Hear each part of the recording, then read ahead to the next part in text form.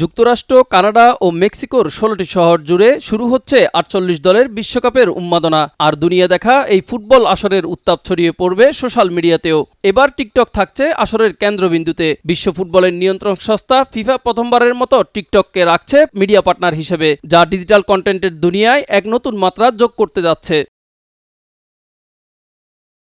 এবারের আসরে TikTok content ক্রিয়েটররা পাচ্ছেন বিশেষ সুবিধা। ফিফার ভাষ্যমতে বিশ্বকাপের সম্প্রচার স্বত্বাধিকারীরা টিকটক অ্যাপের ডেডিকেটেড হাবে থাকা ১০৪ ম্যাচের বিভিন্ন অংশ লাইভ স্ট্রিম করতে পারবে। একই সাথে কন্টেন্ট ক্রিয়েটরদের একটি বড় অংশ ফিফার আর্কাইভাল ফুটেজ ব্যবহার করে নতুনভাবে কন্টেন্ট তৈরি করার সুযোগ পাবেন।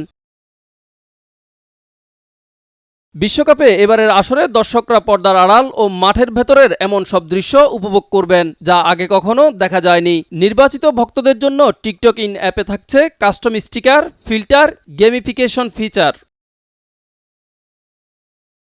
মিজান ফারাবি, দিগন্ত স্পোর্টস।